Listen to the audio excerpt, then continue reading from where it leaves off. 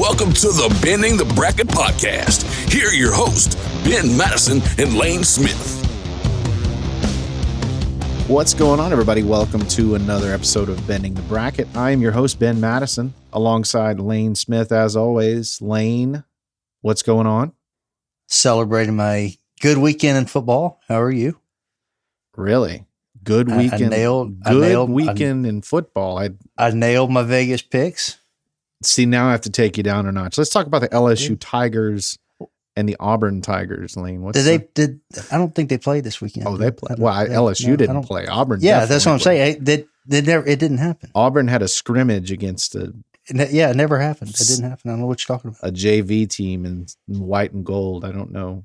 I don't know who they were, but yeah. I think that everybody knew LSU was going to have a down year.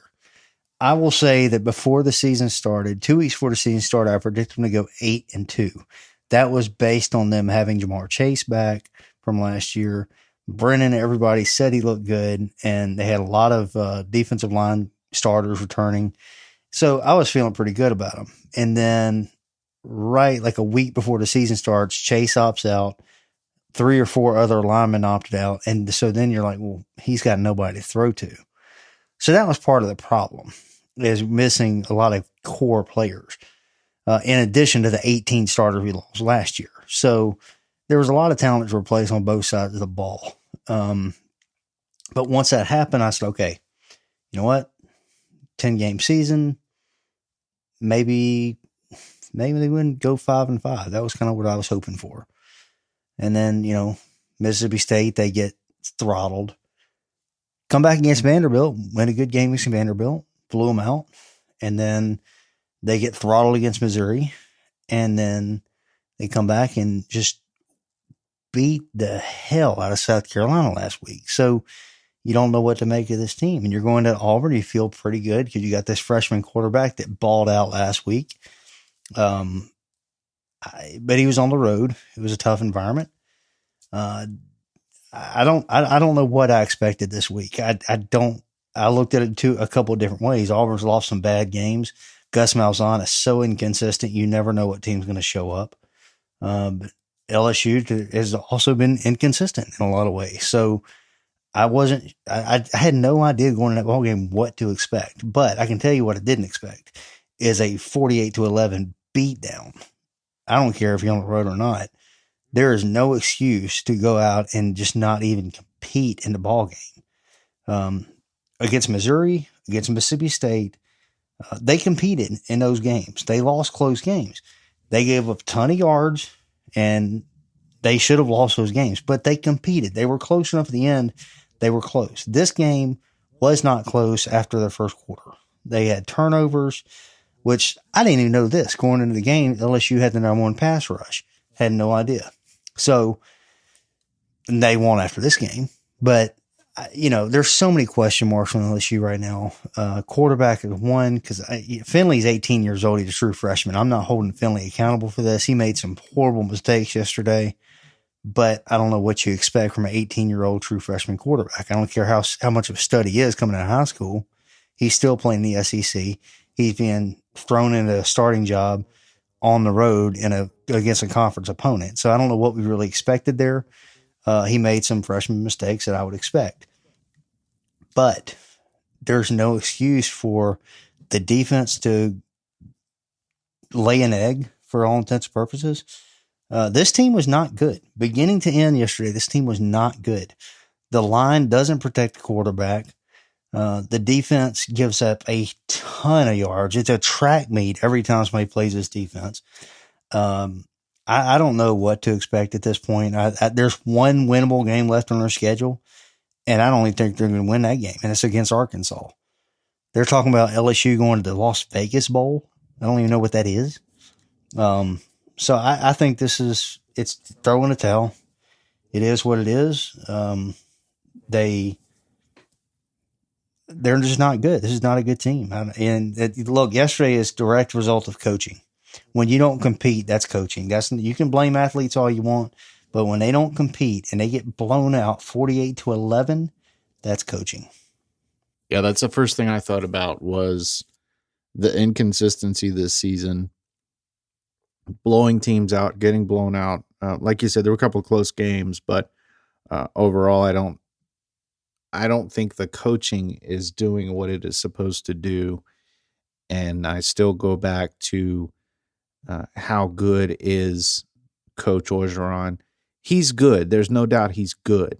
I just don't think he's elite. And I've always thought he was, a 7-8 win coach, of course, in a full season, so you go 8-4, 8-5, something like that. And I still think that's what he is. I just think he had some excellent players last year, specifically the quarterback. And we'll see. I don't have any ill will towards him. I hope that he can repeat what he did last year, get some really good recruits in there and do it again. But only time will tell. Right. And I'll push back a little bit on that because I'm not calling Orgeron elite. I don't know how good he is or isn't. He came in an interim position after they fired Miles, and he did very well with that team. Despite the loss against Troy, he put that team back together, and they performed very well to finish the year.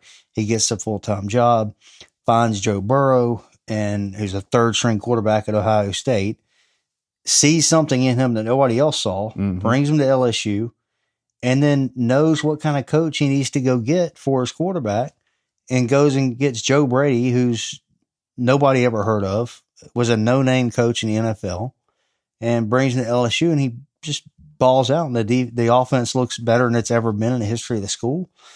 So Orgeron clearly has an eye for talent. He's got an eye for making good hires, but he screwed up the Bo Pelini hire. And I don't know what you can do about that. I think you can.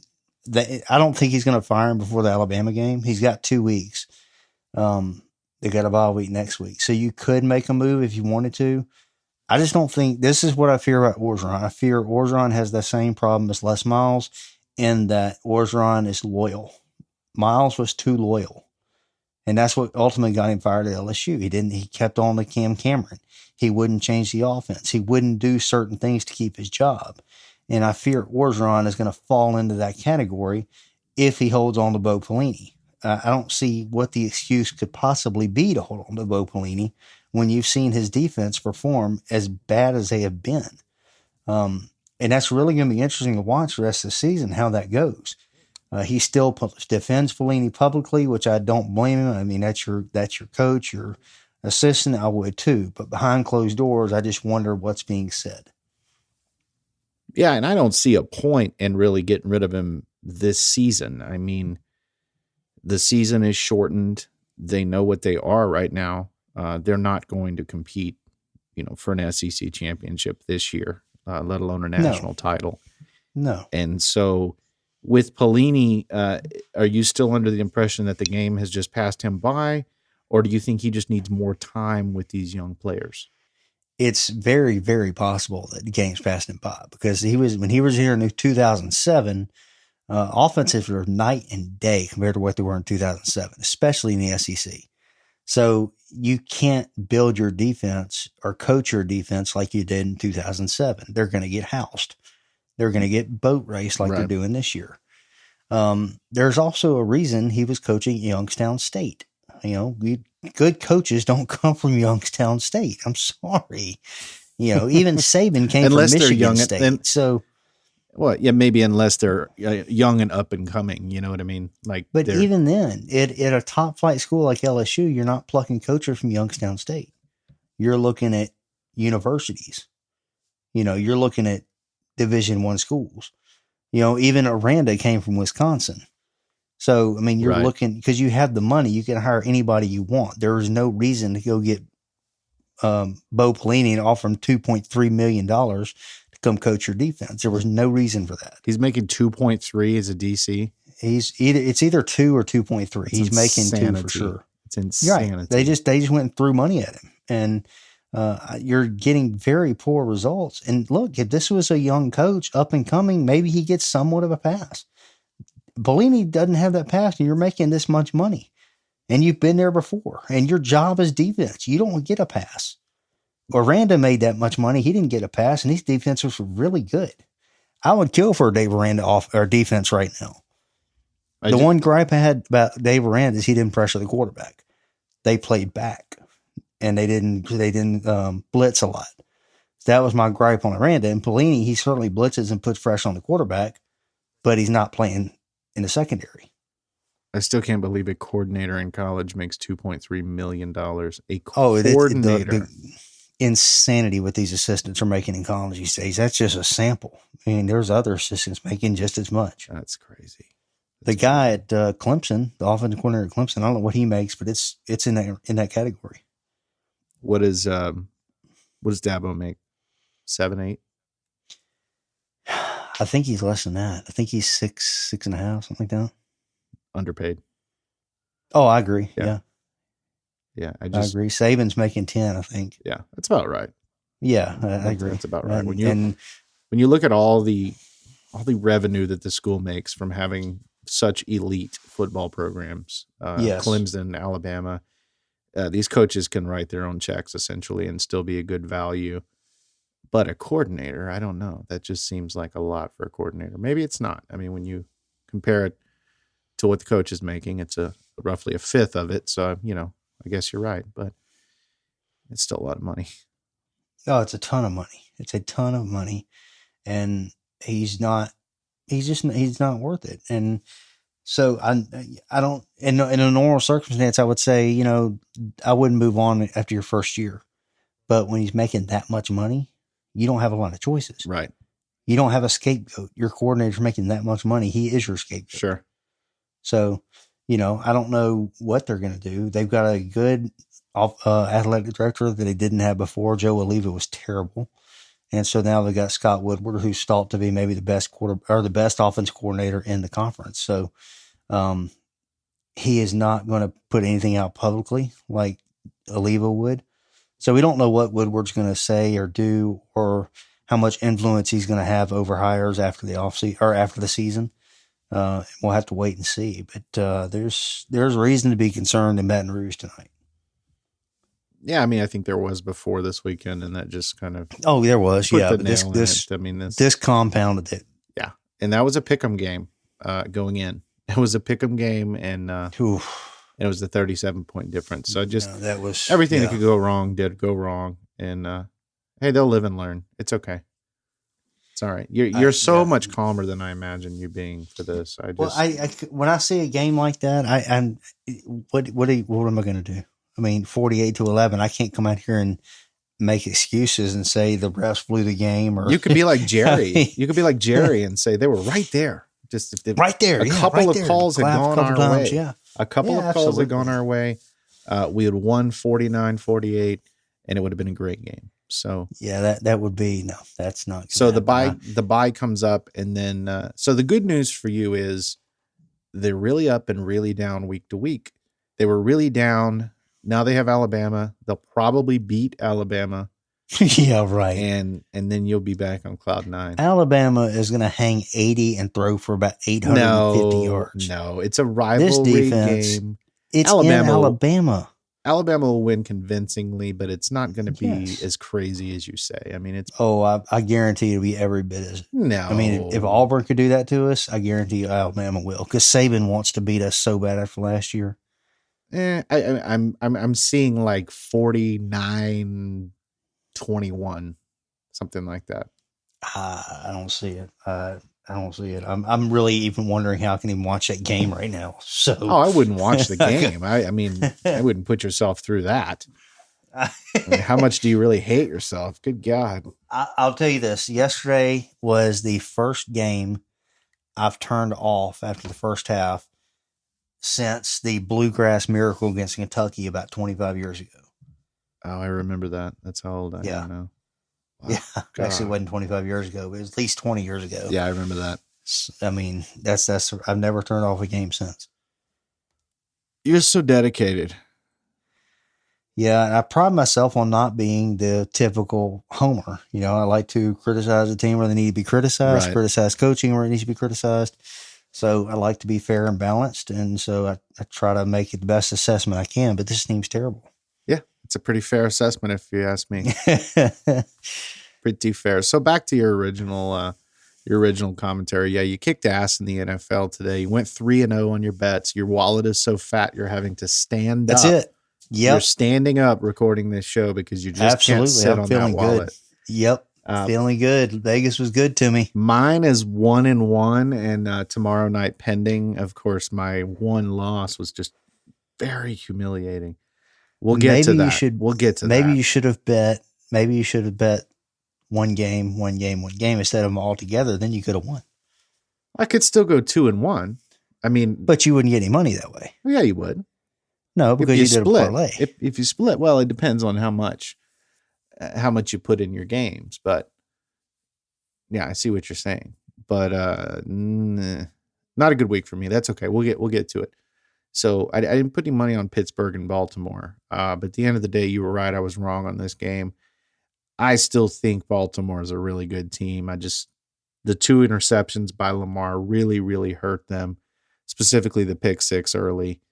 And, Baltimore outplayed them in the first half. They ran the ball down Pittsburgh's throat, which I did not think they would be able to do. Of course, in the second half, Pittsburgh just, they stiffened up and they made a stand.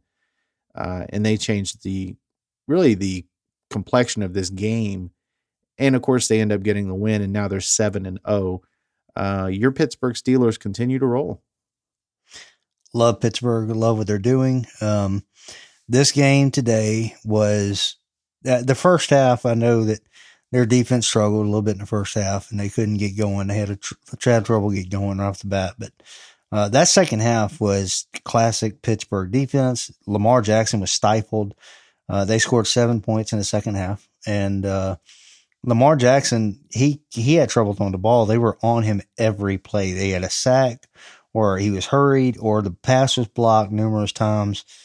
He could not get anything going in the second half. Pittsburgh defense ate him up. Roethlisberger, not a great game, 182 yards, 2 touchdowns. He was 21-32. It wasn't a, Hall of Fame performance by any stretch of imagination, but it was efficient. The run game was efficient. They did just enough to squeak out the win. I love what Pittsburgh is on both sides of the ball. Their defense shows up when they have to, and the offense is they can put up 400 yards, they can put up 182 yards, but they can still beat you. Yeah, I think the thing that's most impressive to me about this year's Pittsburgh Steelers team is they seem so buttoned up. Yep. This team and these teams under Tomlin in the past were always really talented, but it just seemed like they didn't pay attention to detail. And a lot of times, especially when they would go up against New England in the playoffs or even in the regular season, they would lose a really close game, and they would lose it because of turnovers or because they just did not pay attention to enough detail here or there. This team, however, is doing that, and they're playing these teams that are very good, very quality opponents, and they're beating them. So far, there's really not a lot of negative to say about Pittsburgh. I will say that the Ravens did run for 265 yards today, which was very impressive to me. The Ravens can still run. To me, they're the best. They're the best rushing team in the league. I look forward to this matchup again because I still believe that the Ravens are every bit as good as Pittsburgh. They just did not get it done today. The 4 turnovers, the 4 turnovers. You can't beat a good team with 4 turnovers, let alone a team that's now 7-0. Their next game is in Pittsburgh, and I think that they'll button up the turnovers, but playing against Pittsburgh is going to be a tough game. I would feel better if they were in Baltimore, honestly. This game today was in Baltimore, and it was a tale of 2 halves. I mean, that first half they put up points, they ran the ball. Lamar Jackson did okay besides the 2 turnovers. And the second half, they couldn't score anything. So if they play 4 quarters, they got a chance. But these 2 teams, they're always evenly matched. Every time they play each other, minus last year because the injuries to Pittsburgh. Yes. These games are going to be entertaining. They're going to be everything you want in a football game. So I can easily see them splitting the next, in Baltimore winning the next game. But right. Long term, I like the Steelers. Yeah, this is a big win for the Steelers for the division because now they're 2 full games up. Now they own the tiebreaker, which of course we have another matchup, so we'll see on that. But it puts them in a really good position. And if Pittsburgh wants to knock off Kansas City and go to the Super Bowl, Kansas City is still, in my opinion, the prohibitive favorite in the AFC. And if Pittsburgh could lock up that number 1 seed, that would be invaluable to them. Yeah. Oh, yeah. Huge. And Pittsburgh, I don't see why they can't lock up the number 1 seed. And, I've been all season, I've been talking about this Pittsburgh and Kansas City game.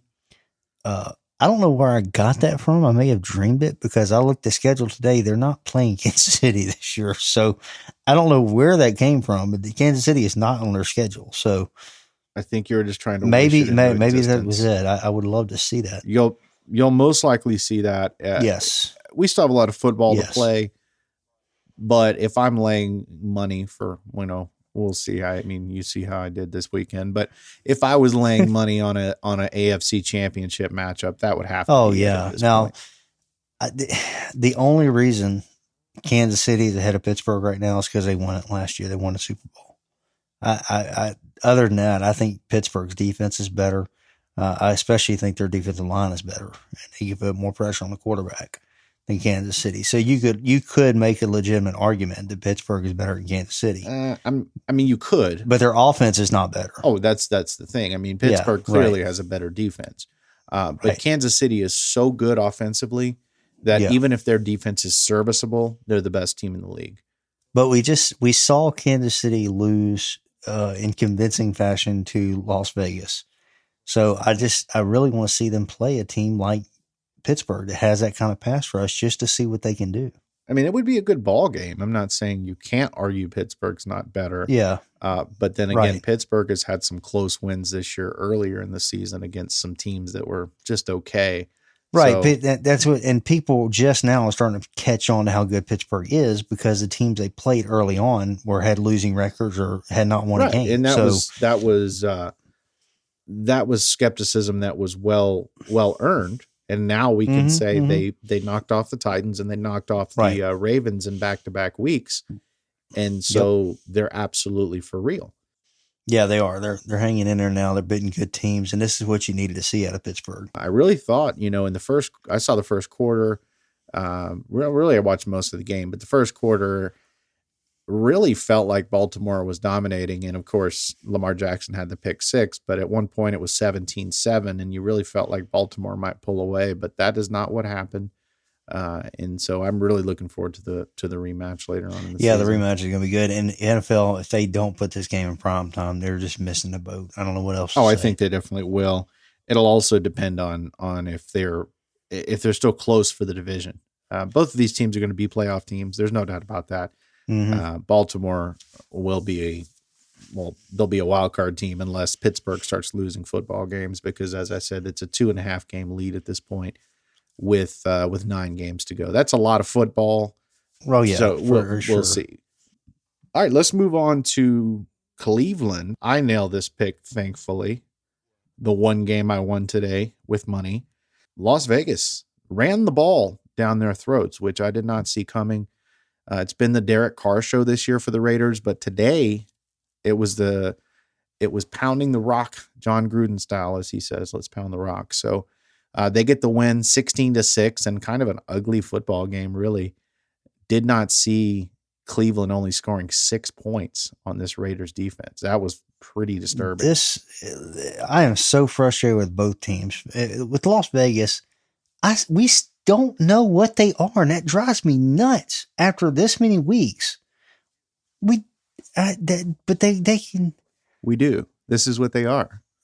They're a nice football team that may get a 6 or 7 seed. They'll get destroyed by, you name it, But they can go out and get destroyed against the Jets for all. They could cave. Well, and then come out the next week and beat freaking Cleveland. So I just don't know what this team is. 60% of the league is the Raiders. The line between going 6-10 or 10-6 is so thin in this league, and you have a lot of teams that can do everything the same way 2 years in a row. And 1 year they're 5-11, and the next year they're 11-5 or 10-6, mm-hmm. and it's because of the parity in the NFL. So this may be one of those years where the Raiders win 9 or 10 games, but like you said, we really don't know. I think this is what they are. I think they're a nice team. They're a tad above average, but are they really a threat for anything? Of course not. No, they're definitely not a threat. They're not intimidating anybody. And for that matter, neither is Cleveland. I mean, this team can't figure it out either. Now, they're missing Beckham. That's a huge part of their offense. But maybe this is what Cleveland is. It seems like this team with the firepower they have, they can go out and be really competitive, or they can go out and just not look good at all, look flat against Las Vegas, which is a team they should win. Yeah, this is where you still see the immaturity, the lack of leadership from Baker Mayfield and others, specifically Baker Mayfield. No, you're right. Yep. Speaking of is what it is, he is what he is. I mean, when you look at his career, I want to say 35% of his wins are against the Cincinnati Bengals. He racks up stats against the Bengals. He racks up wins against the Bengals. Everyone else, he's completely average. 12 of 25 today, 122 through the air, no touchdowns, no interceptions, but that's bad. They just didn't get anything going. They did run the ball for 101 yards, but just 223 total yards of offense for Cleveland is not going to get it done. And it's not like the Raiders have a top defense in this league. I mean, the Raiders, no. I don't know what Cleveland was doing today. Like I said, the Raiders ran the ball well. Derek Carr, nothing to write home about at all today. And it's like I said, he's had such a great season. I mean, he was efficient, 15 of 24, 112, and a touchdown. But again, it was the ground game for the Raiders that got this win, and almost 38 minutes time of possession for the Raiders. That's really all you need to know about this game. Very true. Yeah. What do you think of Derek Carr? What do I think of Derek Carr? Yeah, I mean, he's so inconsistent. He can have a game and throw for 300 yards. He can have a game like today where he throws for 112. Well, I think today was more because of the game plan. They wanted to run the ball, and they wanted to, eat up the clock, and they wanted to win a low-scoring game, which is exactly what they did. I think he's good. I mean, if I'm ranking him top 15, to me, I'd put him higher than that. You said top 15 or top about 15? Yeah. Oh, top 15. Sure, but I don't think he'd be higher than 15. I really don't. That's a stretch. He'd be 10 to 15 for me, probably. I mean, really, when you look at it, you've got a handful of absolutely elite quarterbacks. Then you've got a bunch of good. I think you got a bunch of good. You got Dak, you got Derek Carr, you got Cousins, you got all these quarterbacks that really they're all interchangeable. I mean, they're fine. They can win with a great supporting cast. They're not going to do anything to set the world on fire. So, he's as good as Dak Prescott to me. Wow. To me, he's efficient at best. He's the definition of efficient. Oh no, he's more of a gamer than that. Efficient would be, well, I can't even say it, Kirk Cousins, but he's so inconsistent. Kirk Cousins on a good day is efficient. Kirk Cousins on a bad day is a disaster. I think a lot more of Derek Carr than I do Kirk Cousins, but I actually, now that I think about it, I think Dak is a little better than Carr, but it's not a huge gap. It's really not. I mean, once you take Wilson, Rodgers, Mahomes, and Brady, and who else is super elite? Then you got a bunch of guys. Well, we'll get to the other super elite quarterback here in a little bit, but I think that's the next game, isn't it? So, are you calling Joseph Burrow super elite? Yeah, I'll make a point on that in a minute, but I'll make my argument in a minute. Let's finish this. Super elite, a rookie. Super elite. I'll get to that in a minute. Wow. I'll get to that in a minute. Well, go ahead, man. You're up. The Cincinnati. All right. The Cincinnati Burrows. Let's move on. I want to talk about this game, the Cincinnati Bengals against Tennessee Titans today. To me, this was the shocker of the day. Tennessee admittedly has not played well the last few weeks, but 31-20. Did you see that coming? I did, and no one in this world is going to believe me because I didn't say it. And you know how you sometimes think something's going to go a certain way, specifically in sports, and you just don't say it because you don't want to look like a fool, but you have that feeling in the back of your head. I had that about this game. I said, just something feels off with Tennessee.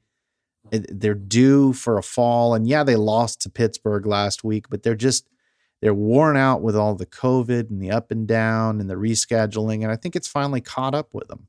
I really think that was what it was. So yeah, they've had a rough couple weeks, and you're probably right with the COVID stuff and everything like that. They kind of had a slip up today, but I cannot say enough about Joe Burrow.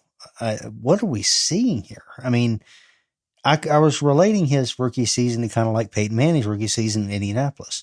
Threw a lot of picks, didn't win a lot of games. They won, I think, one game in his first season, and then he took off. But I don't remember Peyton Manning's first season looking like this. Burrows looks awesome in every game he's played, and that it doesn't look too big for him. And the other thing that I was talking to my dad earlier, and we were talking about how Cincinnati looks like every game, it looks like they start believing themselves a little more. I'm not making a case that Cincinnati's a playoff team by any wild stretch of imagination. I'm just saying that's a dangerous team in a sense. If you get this team believing that they are something that they're not, they can go out there and upset some people. Burrow is outstanding. He is far more than anybody thought he would be, me included. Oh, yeah. I did not see this coming from him. And this was a statement win for him, statement win for that team. I couldn't be happier for him. He deserves all the success he's getting. Cincinnati deserves the success they're getting. They've got to get pieces around him, and they could be special for a long time. Yeah, this one was impressive. And this, like you said, this is his signature win. And this is one of those games that we discussed way back in, I want to say, after week 2. It was week 2 because it was after he and Baker had the Thursday night game. And we said they're going to win some games this season that they have no business winning because of Joe Burrow and the fire that he's lighting under his teammates' backsides, that they do believe that they can compete with teams like Tennessee, a team that was in the AFC Championship last year, a team that was 5-1, and they really did. I mean, they played a great game. They did allow Tennessee to run the ball for 218, but even then, they were still able to win time of possession. Cincinnati was, and Burrow was good. I mean, he didn't light the world up, but he had a very solid game. 26-37, 249, 2 touchdowns, no turnovers. The biggest thing, like you said, with comparing him to Peyton Manning took forever to get to where he was. I mean, even in year 4, he was not good. And it was such a different time back then, because if you it was, you don't get 4 years, you don't get 2 years in this league now if you're not good.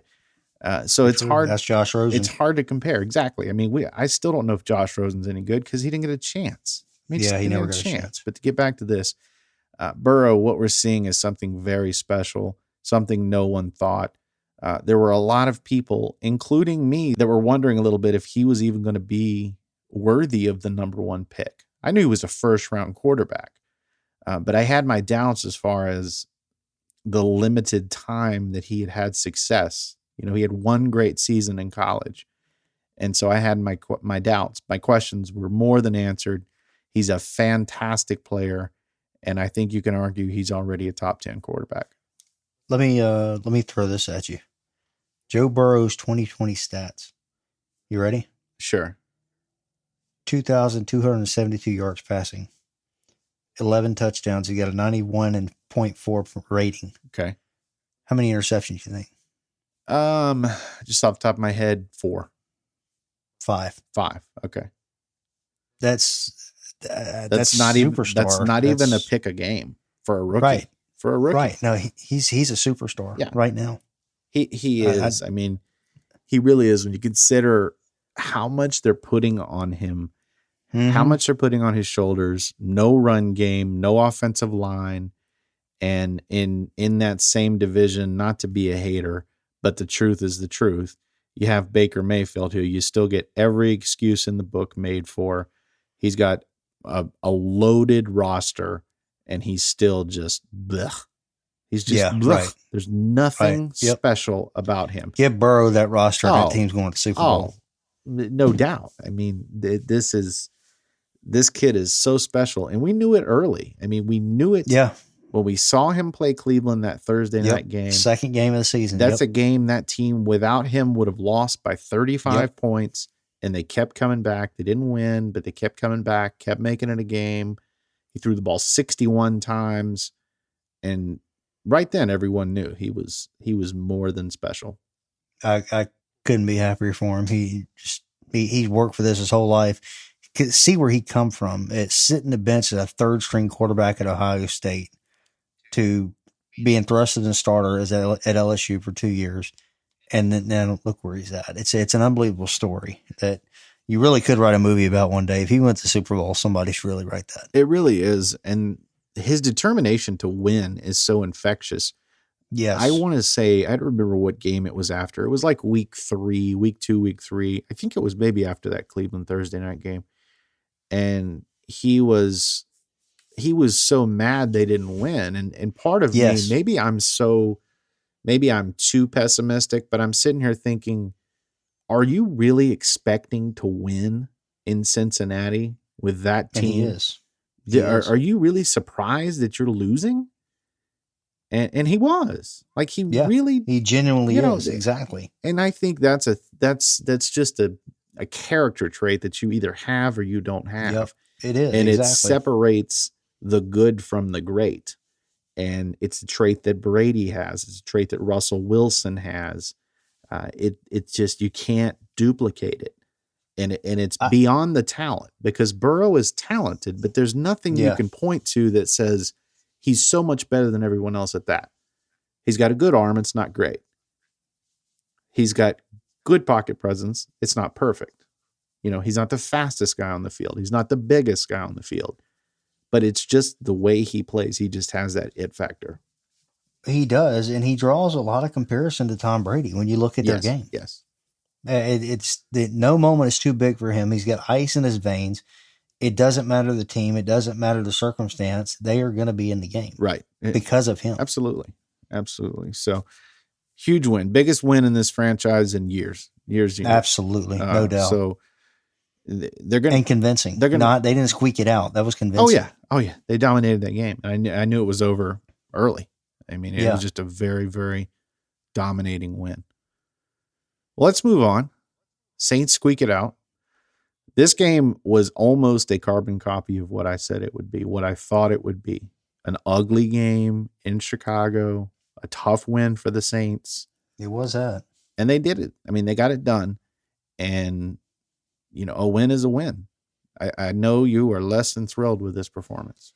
Yeah, it was not a good performance. Now, I do have to, as soon as I want to criticize, I have to stop and think that they were missing their 2 top receivers. And there's still a lot of questions about Michael Thomas. I don't know what to make of that, him not playing today. I know they're saying the injury, but there's still a lot of talk that it goes beyond the injury. There's a reason he's not playing. And I don't know if they're getting ready to trade him. That was reported last week. Sean Payton squandered it pretty quickly, but it's glaringly obvious there's something going on. It is, and I think they should really consider trading him. I do, because they're winning. They're winning in spite of him. Sure, they're not lighting up the world, but they're winning in spite of him. And with so many of these top flight receivers, I'm gonna say so many. With a decent amount of these top flight receivers, you get all this off the field bullshit. You just do. You do. And, but if you trade him, you're asking Alvin Kamara to be your bell cow for the rest of the year. And I wouldn't feel comfortable with that. You got to be able to get Kamara a rest. That's true. You're asking him to do a lot right now, and he's going to have to rest if you want him healthy at the playoffs. You're going to have to get your receivers back in there to give him at least a little bit of a break. I agree. And I think they should pick somebody up before the trade deadline Tuesday, especially if they're considering trading Michael Thomas. I mean, they can make a deal with Dallas, send a pick over, get you a receiver. There's about 30. Who would you, I'd go get Gallup. Oh, yeah. I wouldn't touch Cooper.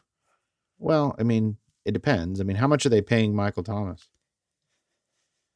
Oh, he just became like the highest paid receiver in the league before the season started. He's the highest paid receiver? I think so. Or he's right there at the top. If he's not the top, he's That's close a lot to of it. money to catch 8-yard slant routes. Ton. That's it. So it's right. So it's really hard for me to believe that he's being considered in a trade just because I of the don't money think they so. threw at him. Something is off. Something is going on. I just don't know what. I don't know. I mean, they need him if they want to be serious about a playoff run. Yeah. But at what point does the Yes. distraction outweigh the talent? Well, so far, it publicly has not been a distraction. They're still winning. They're still winning. They hadn't lost a game in a month. Yeah. And they're doing what I thought they could do.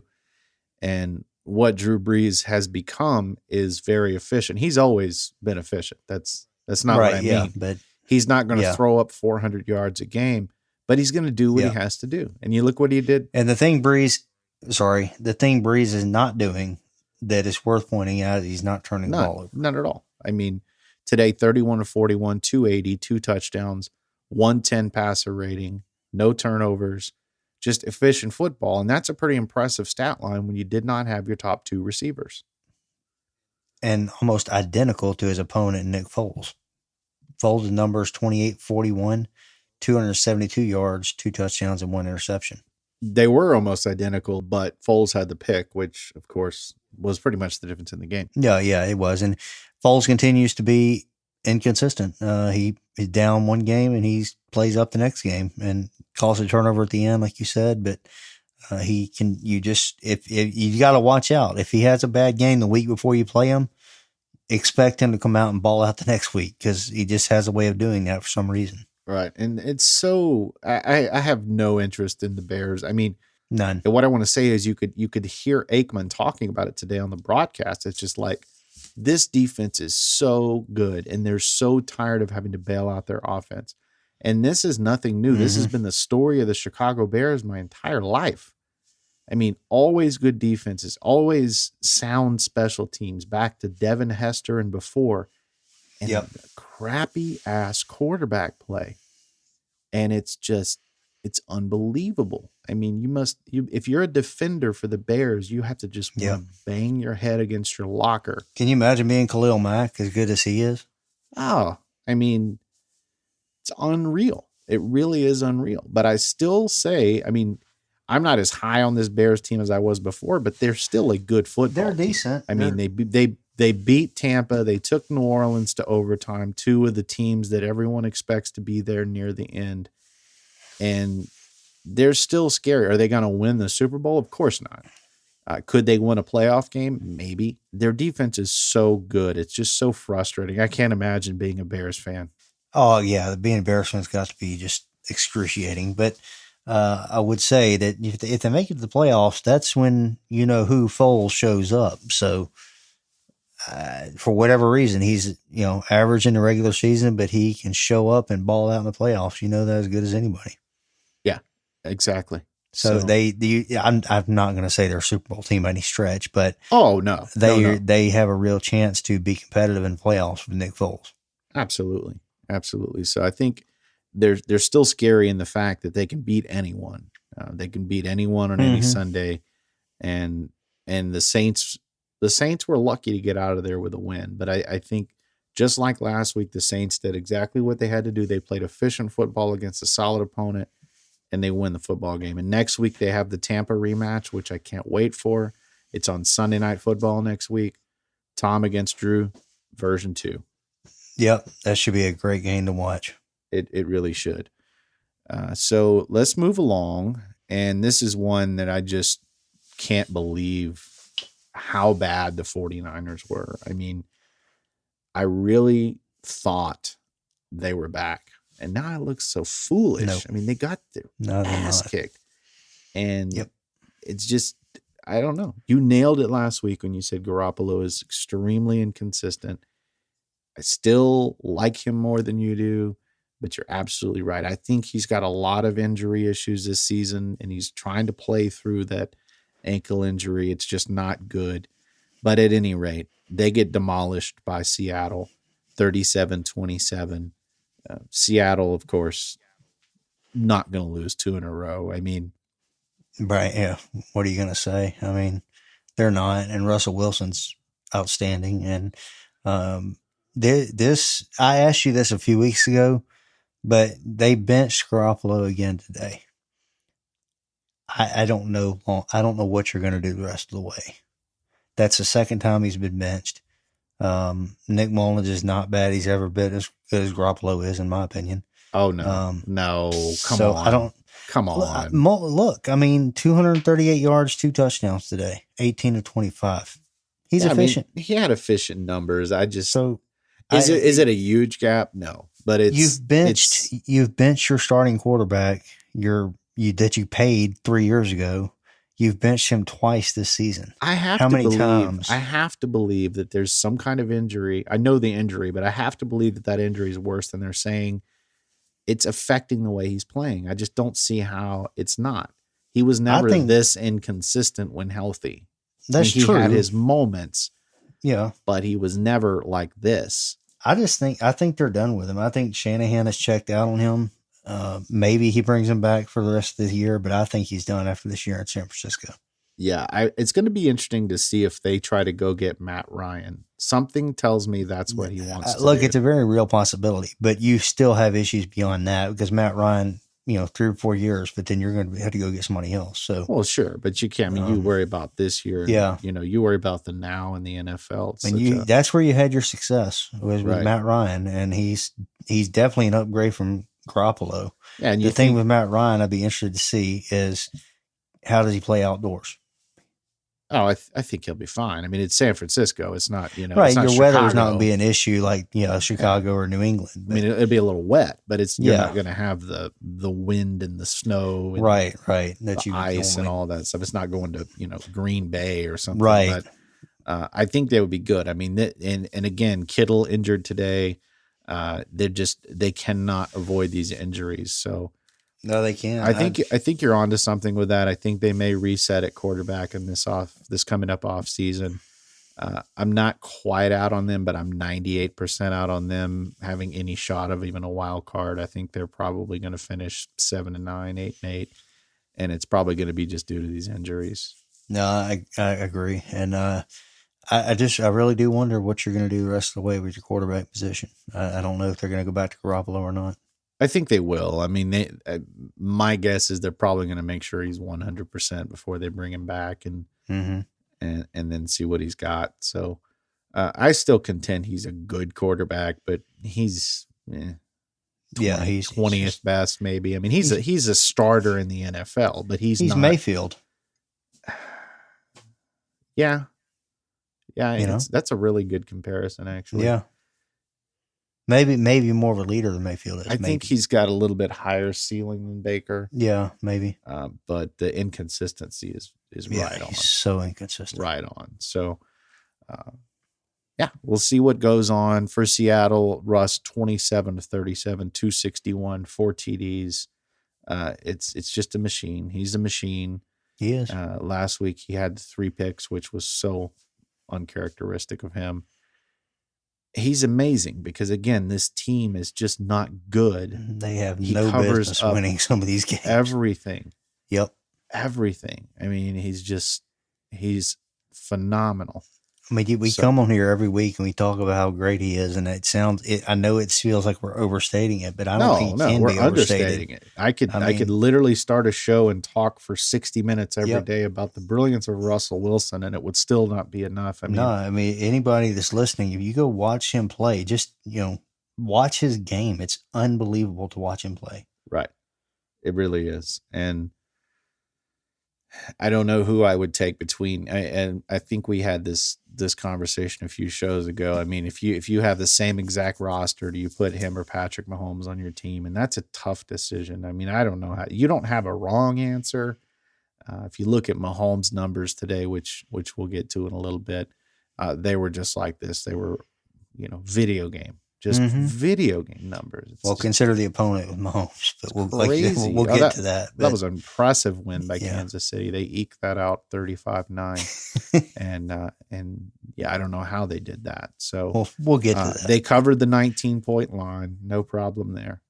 They did cover the huge 19. I think it was 19.5 right before the game, and so they did. So this game, Buffalo. squeaks out a win over New England.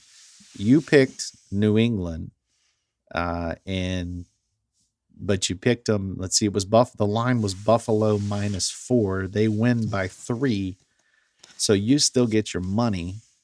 Yep. Lucky ass.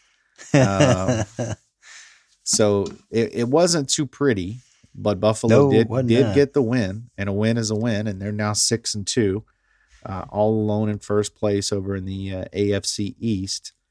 Miami breathing down their neck pretty good. We'll get to that one as well. But they're 6-2. I mean, that's really about as good as you can expect the first half of the season to be. They're on pace for 12-4. They're a quiet 6-2, actually. But we know this team and what it is. And yes. if they go 3-6 in the second half of the season, no one is shocked. Because I think at the end of the day, they're still a 9-win, maybe a 10-win team. Mm-hmm. Josh Allen is just not the same player he was the first month of the season. He's cooled off quite a bit. Yeah, he has. You know, I just don't know. I don't know what they are. I think I feel a lot like you did with, or like you do regarding the Raiders. Mm-hmm. I don't know what they are. I mean, they're fine. And a big part of that is because we've seen Buffalo be so dreadful for so long. And now they show a semblance of being good, and we're just questioning every week how good they are. I mean, we saw them in the wild card game last year go down to Houston, and you know what they were up. I want to say they were up like 19-0 in that game, and then Houston came roaring back to win. Right, but they were what they were. I mean, they had a lot of good and a lot of bad and a lot of what the hell is Josh Allen doing? And I think that's what they are. Like, you think that the Packers this year are the Packers last year? I think this Buffalo team is the same Buffalo team as last year. Yeah, I think Josh Allen is limited by his coach. I think his ceiling is what he is right now. I think he could be much better, but I think you're limited with Sean McDermott. But you're not going to move off of Sean McDermott because you're having success that you haven't had in years. So that's kind of a product of just being unlucky, I guess. You know, you could see Josh Allen could be so much better, but he's not going to be with Sean McDermott as his head coach. I think that coaching staff has done an amazing job. They have. Him. No, I'm not taking that away. I just think Allen could be, because his arm strength and arm talent is great. So I just think he could be better. He could go to the next level with a better head coach, but it is what it is. So you're seeing more of an offensive minded head coach is where you're going exactly. to. Yep. I could agree with that. I mean, you put in with Sean McVay, what do you get? You put in with Kyle Shanahan, what do you get? Yeah, right. But at the end of the day, you can't take away what this staff has done to minimize his mistakes. That's the biggest thing. No, you have to stabilize and minimize the mistakes, and they've done that. We'll see where he goes from here. And like you said, the kid's arm, he could throw a football through a brick wall. I mean, it's ridiculous. Yep. So we'll see. He's still a good quarterback. He's fine. He's 12th best in the league, somewhere. He's in there, everything you want your quarterback 10th. To be. Yeah, he's big. He's strong. He's young. He's mobile. He's essentially what Cam was 10 years ago. I mean, more or less. You know what I mean? If you compare their games, they're not that different. Speaking of Cam, he was fine. He was better than he was last week. 15-25, 174. This is what Newton is now. I think we have enough games this year, enough tape, enough evidence to see that he's okay, but he's not going to be that MVP Cam again. I don't believe that. I think Cam is more than capable of being what you think he can be. But he's limited. He's got nobody. I mean, who's he going to throw to? Now you got Edelman's hurt, and you've got no running game. Sony Michel is your best running back. I think he's out. I don't know what you want this guy to do. I think New England is done for this year. I think you got to blow it up and make trades and just sell it, do a fire sale, so to speak. But I don't know how we could expect Cam to be MVP Cam with nobody around him. Maybe the expectations are too high, or maybe. I think so. I mean, I don't think that. I mean, this offense is bad, but they're not like historically terrible. I mean, No, they're not going to be with Belichick as they're your head fine. coach. I just think Yeah. that I don't know. Maybe I expect him to be a little. I mean, his numbers in the last few games have just been horrible. And He's got you would no think one. if you had, well, it's a National Football League roster, though. I mean, he's not throwing to truck drivers out there. I mean, I don't know if he's got better receivers than Carson Wentz does. say that again. Does he have better receivers than Carson Wentz does right now? I don't think he does. No, but I mean, Carson Wentz is playing a lot better than Cam Newton is. I mean, I don't know. It's just, I don't know. We'll see. I think they're always going to be competitive because Bill Belichick's a genius, but Bill Belichick has also got to blow this roster up and make some changes. Yeah, I mean, this is the plan. Mm-hmm. This was the plan going into this season. I know you think so refuse to believe that, but it was the we plan. got overhyped. You know, we overhyped them. We got caught up in it the first few games and thought they were really a lot better than what they are right now, and they're not. This is what they are. They are. I mean, if you the New England Patriots are 2-5, it's kind of hard to believe. I mean, it's hard to believe, but you knew it was coming. A lot of experts said they're going to be 5-11, and they may be worse than 5-11 at this point. I mean, like I said before, you might as well. I mean, if you're doing a rebuild, no one tanks in the NFL per se because you just basically play your worst players, and that's what happens. But you might as well capitalize and get a top 5 pick. I mean, yeah, right. The plan is to get a quarterback, and it's to get one of these big prospects like Justin Fields, like Trevor Lawrence. Of course, the Jets have pretty much sealed that deal if they want to take him, which we're pretty sure they will. So, but I'm not high on Trevor Lawrence. That we'll do that show another time. But I'm not. I'm not high on Trevor Lawrence. Why are you not on Trevor Lawrence? Do you not watch the kid play football? I watch him play. I don't see. I don't know. We'll see. We'll summarize it real quick. You can't just do that. You can't just say that and then move on. I think that he looks great against no competition, but he played LSU last week and got killed. So, or not last week, but last year in the national championship, he got killed. So the greatest college football team of all time. Yeah, no, I know, but if this is supposed to be the can't miss hot shot in the last 5 years, like some people project, I don't see that. I don't think he's getting, he's getting more hype than Sam Darnold did. And I can understand why, because of the success he's had at Clemson, but I'm just not high on him. We'll see how he does. I need to see more on him. I think Justin Fields, is a better quarterback. There's another kid at BYU. I think it's Zach Wilson. I could be totally wrong on his name. But he's a stud too. I think the kid I can never remember at North Dakota State. You know what I'm talking about?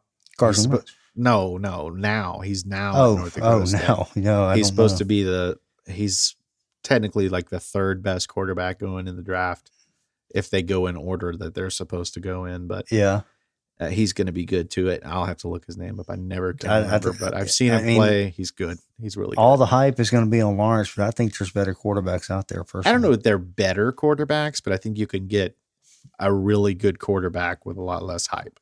And so we'll see how that goes. I'm not going to dog Lawrence like I did Sam Darnold, but I have a lot of questions on Lawrence. It's not fair what you do to poor Sam Darnold. He doesn't deserve that. Doesn't deserve that. You did almost compliment him last show, though, talking about him riding his contract out. I came dangerously close. Almost passed out for a minute there. I know. I can't do that again. I came dangerously close. It was way too close. Oh, man. One day he'll have some success. Maybe in the Canadian League. Come on. The Canadian League. Canadian League. Ready for the next game? I know you're waiting for this. Tua time. It's funny. He gets the win. 12 of 22, 93 yards and a touchdown. I mean, you look at this score and you're like, oh, let me look at that. I bet he had 350 in the air. Yeah. This box score I don't think I've ever seen anything like this. How did they win? I really don't see it. Well, turnovers. The Rams turned the ball over 4 times. But, I mean, you look at this, 31 first downs for the Rams, 8 for the Dolphins. Rushing yards, 131 for the Rams, 55 for the Dolphins. Passing yards, 340 for the Rams, 90 for the Dolphins. God. Total yardage, Rams, 471, Dolphins, 145. That's unreal. Time of possession, Rams, 36, Dolphins, 22.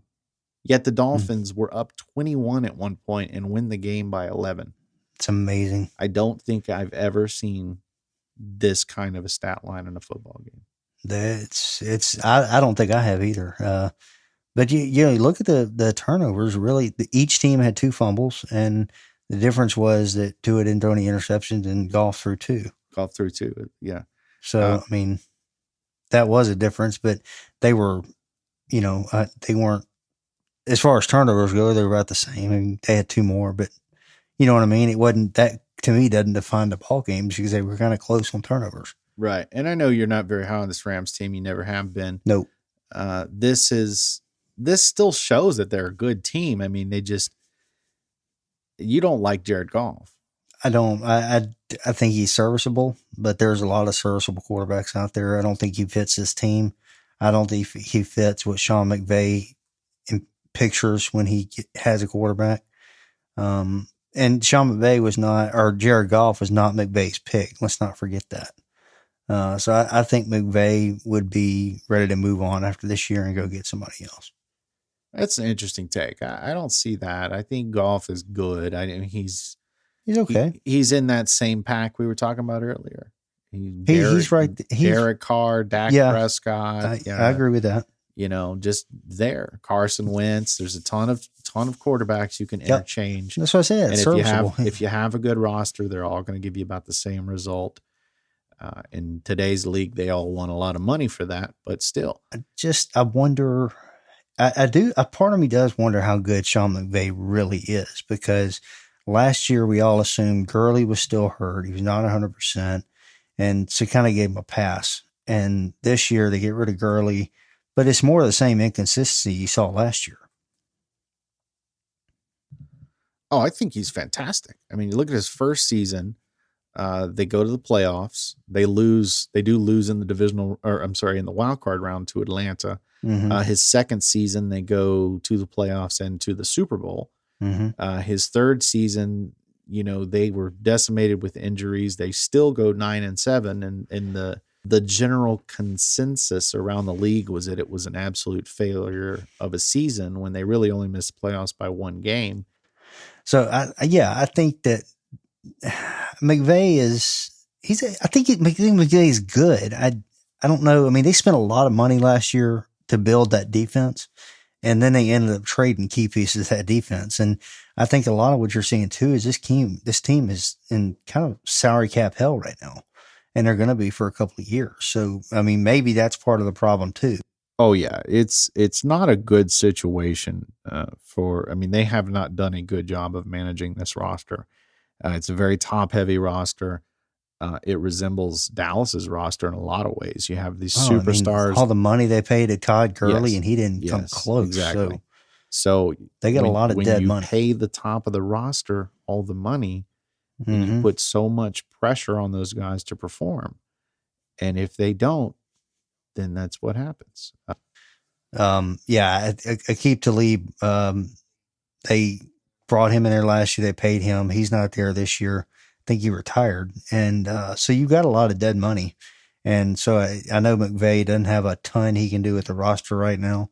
And so maybe he's doing a superb job considering the salary cap situation. Yeah, absolutely. And like you were saying, I mean, if he were able to essentially flip this roster, which he's slowly doing, but if he were able to flip this roster and pick his own players across the board, it would look a little different for sure.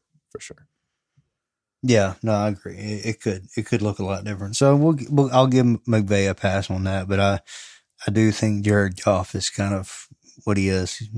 I still think this team can make the playoffs. They're not going to go anywhere, but I still think they're they're very much alive for that 7th seed, that 6th seed.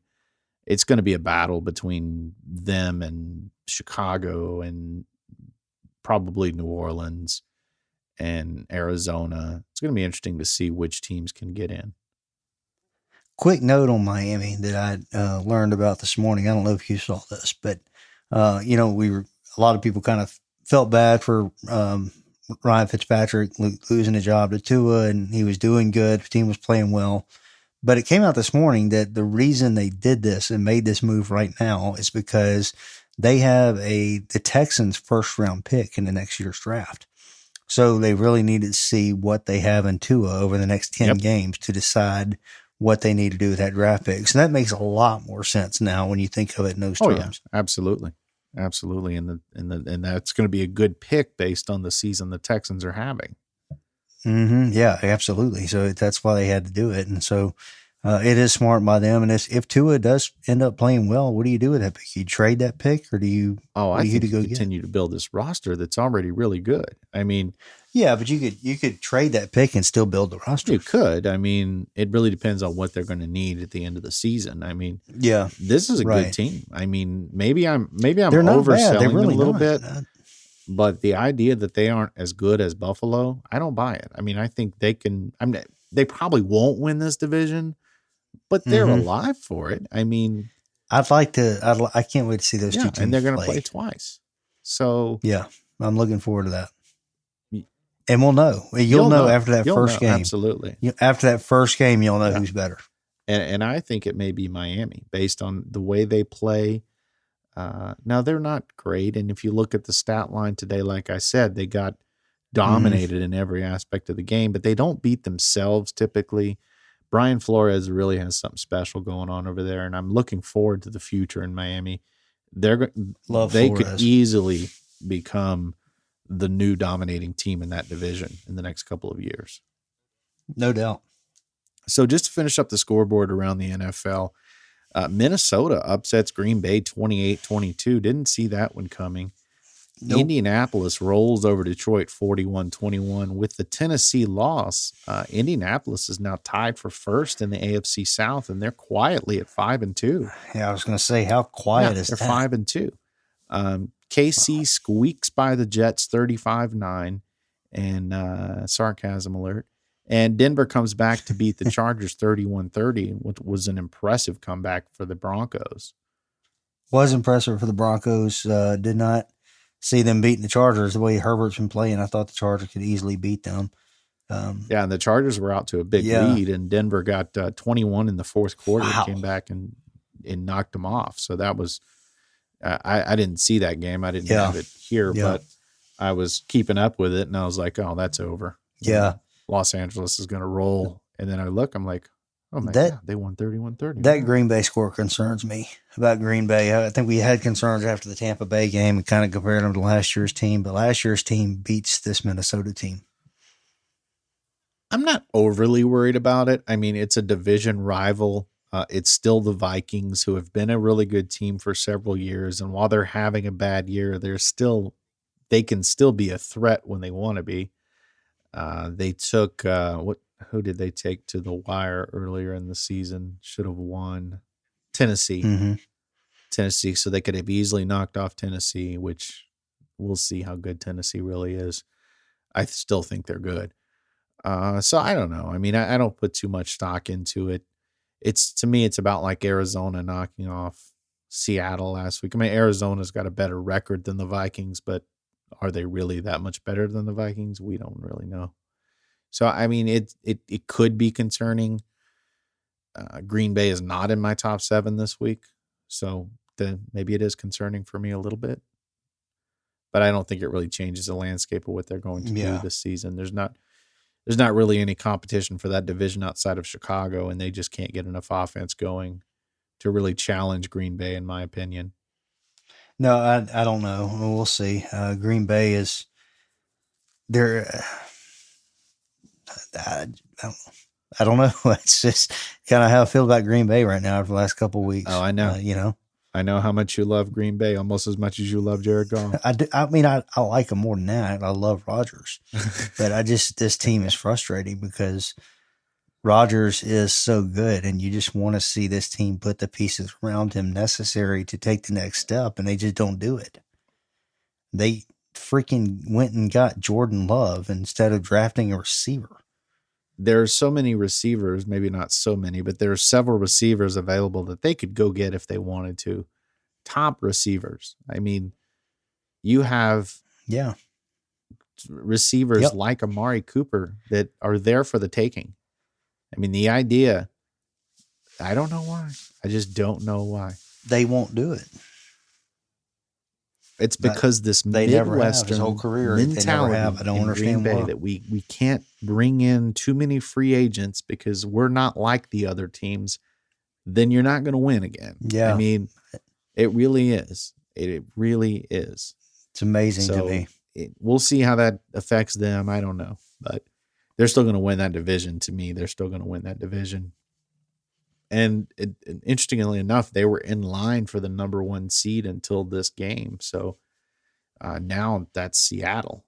And so either way, if either of those teams were to win, of course, we don't know what the fan situation is going to be come playoff time. Most likely it's going to be just like it is now. I don't see that changing this season. Yeah, right. I don't see it changing. But still, I mean, if the Packers were to get the number 1 seed, there's only one bye.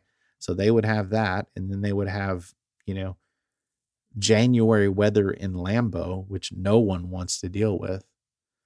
I mean, you really think so? If the Packers were to somehow get the number 1 seed and Tampa Bay and Tom Brady go to Lambeau in January and it's snowing sideways, you really think that outcome's the same? Not at all.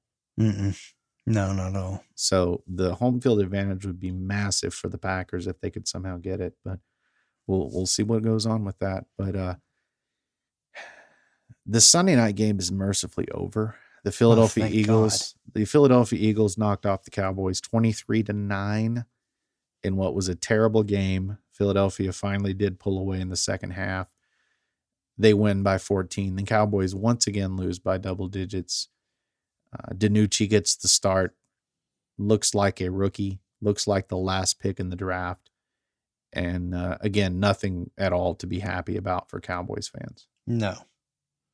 But this is good because this puts to bed any kind of delusion that they could compete for a division, even if it is the worst division in the history of the league.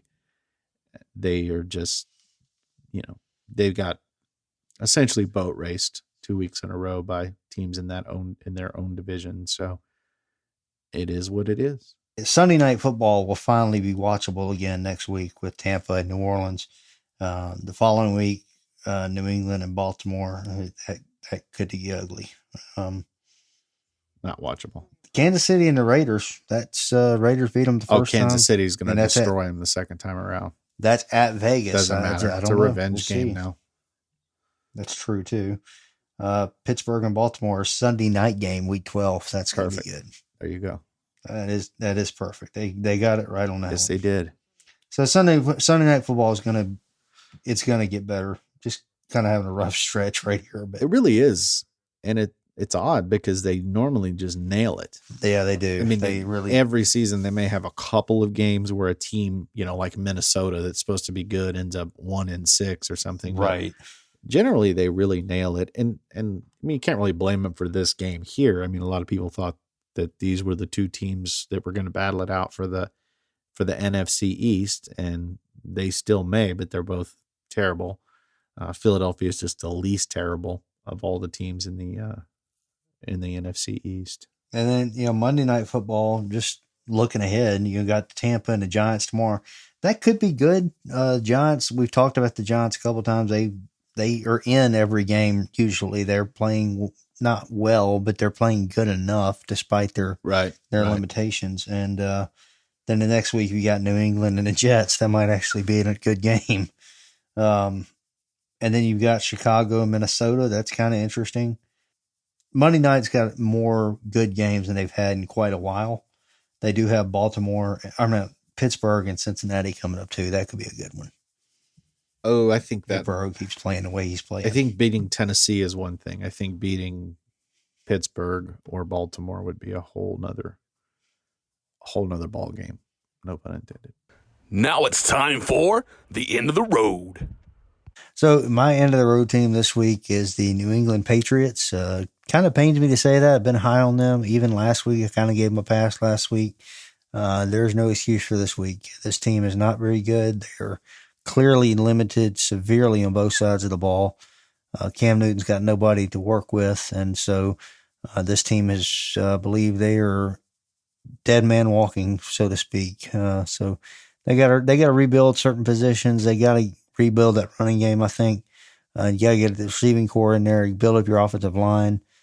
Cam has to be better, even though he is limited in what he's got around him. He's got to be better than what he is. So my end of the road team is easily the New England Patriots. For me, it's going to be the San Francisco 49ers. I really didn't think I would be saying this after a team was in the Super Bowl last year. But between the injuries and the inconsistent play, I've got to say that their playoff chances are officially done in my mind. They may win 6 or 7 games. I don't see them doing anything this year, especially with these injuries. Yeah, they've been injury prone, and the injury bug bit them early, and it's been often. So it's unfortunate for them. I like Shanahan. I think they're doing a lot of good things in San Francisco, but maybe next year. It just shows you when you get close, you got to get it done. Because you think, we thought this team was going to be a Super Bowl contender for 5 years. Yep, we did. And they may be back next year. I mean, we just don't know. The injuries kind of put a... NFL, you never know. Yeah, that's it. Not for long. NFL stands for not for long. That's it. Absolutely. Now it's time for Top 7. Number 7. Buffalo Bills. Bills still looking good. Not as good as they did to start the year, but they still look formidable, and they can be a playoff team. I do think they're limited by the coaching, but I think they're a good team. They can make the playoffs, and we'll see what they can do from there. But Bills at number 7. Number 6. Saints, keeping the Saints in the same spot this week. They did squeak out a win against Chicago. It was ugly. It was not very impressive by any stretch. But what is impressive is Breeze is doing this without his receivers. He's got Jared Cook right now essentially as his best receiver. So, and he's a tight end. So I will give the Saints some props here, give Breeze some love because he's doing it without anybody else to work with. With Thomas being out and Sanders being out, you're asking Cook to step up, and you're asking a lot on Kamara. So Saints there. Number 5. Baltimore. Baltimore is very good, even in a loss. They look very good today, and they are certainly one of the best 7 teams in the league. Number 4. Seattle, leaving Seattle in the 4th spot. Seattle, they're remarkable. You can say it's just because of Russell Wilson. I would agree with you. Their defense is not very good, but you can't deny what you're seeing from this team every week. Russell Wilson's a magician in a lot of ways, and he is exciting to watch. The team is fun to watch with him out there. Number 3. Tampa Bay Bucks. We'll see what they do tomorrow against the Giants, but I'm leaving them as my number 3 this week. And we'll see. Like I said, we'll see what happens tomorrow, but I don't see them moving off the number 3 spot. So that's the Bucks at number 3. Last 2 teams, Pittsburgh's number 2, Chiefs number 1, just like last week. If you want to flip-flop those 2 teams, I would have no trouble doing that. I mean, Pittsburgh's defense is outstanding. The Chiefs' offense is outstanding. So head-to-head, who knows who wins that game. But I've got Pittsburgh number 2, Chiefs number 1. I don't think you can go wrong either way. Yeah, I agree with you there. Number 7. Indianapolis Colts. They made my list this week. I had about 5 different teams that I felt could be in that 7 slot. And the way they're playing right now, and with the Titans falling today, I'm putting them in. So they're number 7 for me. Number 6. Tampa Bay. We'll see how they play tomorrow night. I expect them to beat the Giants, and we'll see if they do and how bad it is. Probably still a little lower on them than most people. Think they're a good team. Number 5. New Orleans Saints. Even in a narrow victory today, the way they've played over the last month, specifically without their top receivers, impresses me. So I've got the Saints at 5. Number 4. Seattle Seahawks. They bounced back today in a big way after the loss last week.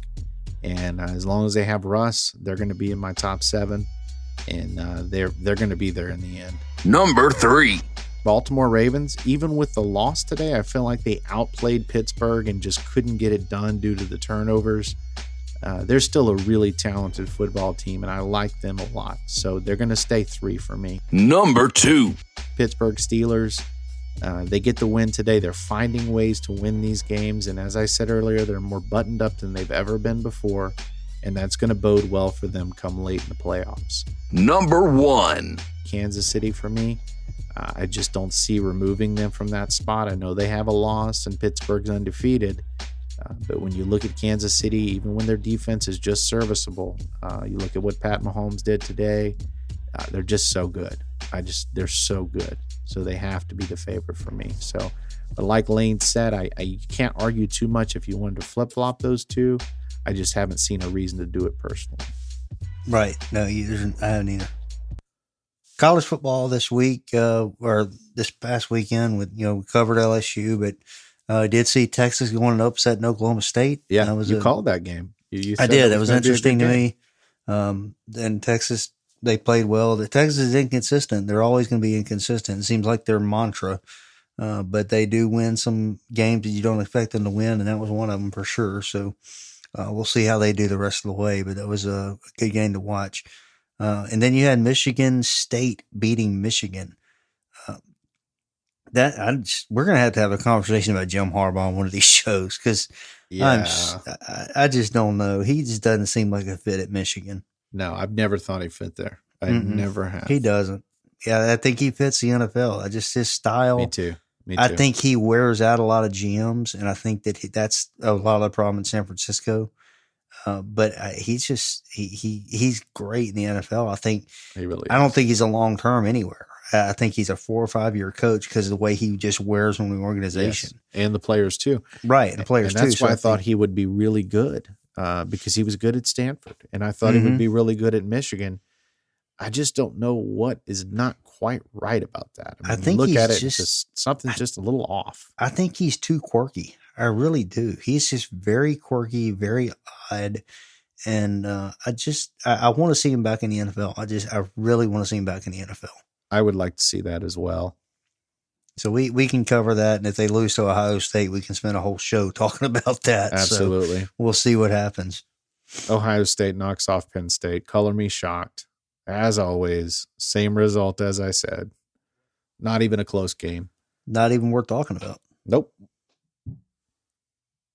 Well, that's going to be our show for today.